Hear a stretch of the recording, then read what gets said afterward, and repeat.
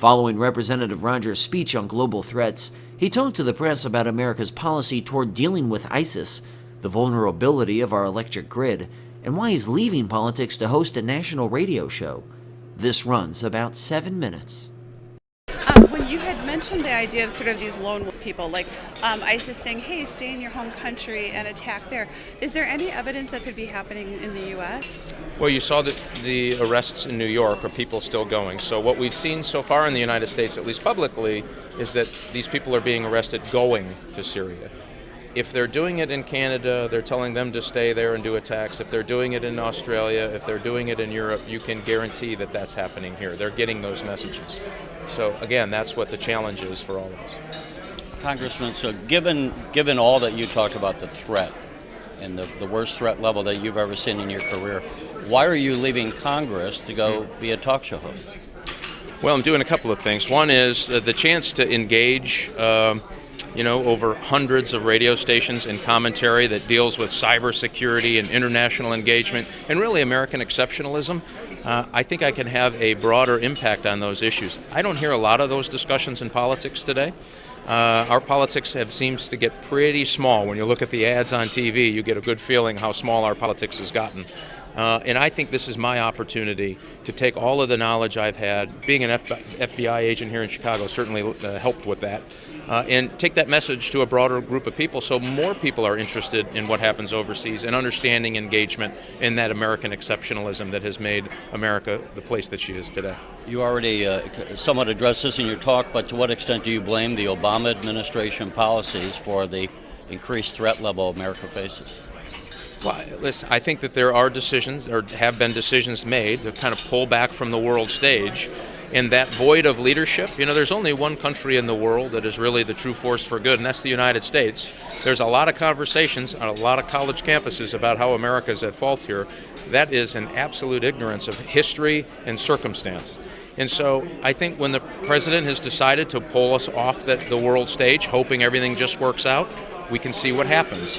And certainly I think the president has made some bad decisions, but I see this isolationism creeping into the Republican Party, to the Democrat Party, in a way that I think is very dangerous for our future. I had an individual, overseas Middle East official, stop and pull me aside and say, do me a favor, tell Americans don't give up on themselves. Who else would actually care about what happens to us and not want anything in return but the United States? He said, certainly not China. Certainly not Russia. How right he was. And I think we've forgotten that as Americans, and we need to, I hopefully, re-engage in that conversation.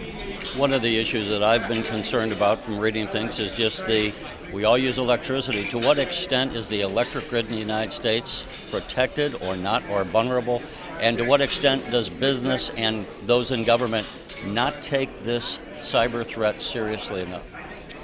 Well, I argue every American doesn't take it serious enough. We're still debating about certain issues while we're being awashed with, here's the bad news. The Russians are on your networks, the Chinese are on your networks, the Iranians are trying to get on your networks. And these are private sector networks where the government is not responsible for protecting them, nor, I know this is, the myth is here, nor are they on there monitoring those private sector networks. They're not.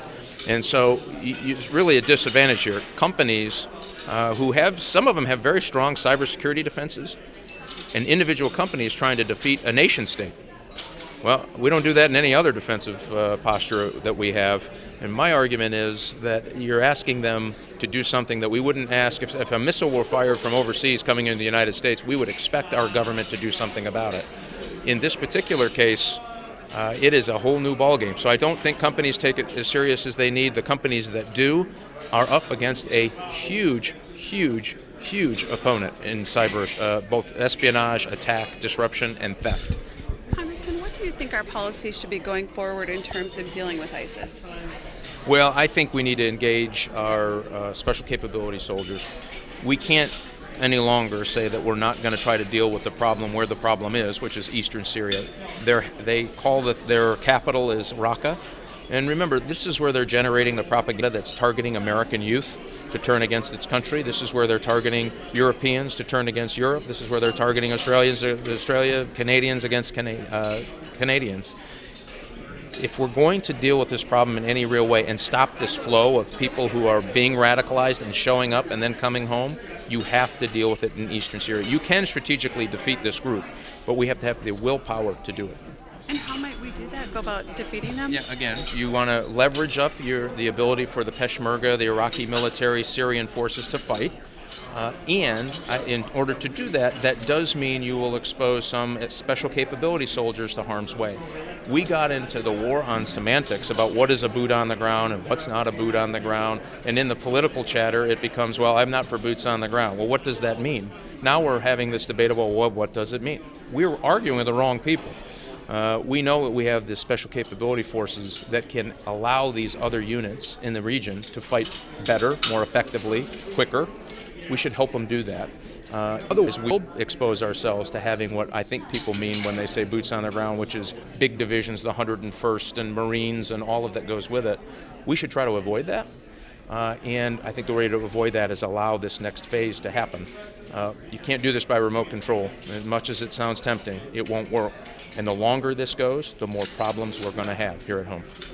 Great. I'm going to have to scoot if I can. Right. But Hey, thank you thanks so so much. I appreciate it. When do you begin your show? Thank you. Hey, nice to meet you. Thank you. We start all the commentary in January. Good Yeah. luck. Thanks. I appreciate it. Thank you so much.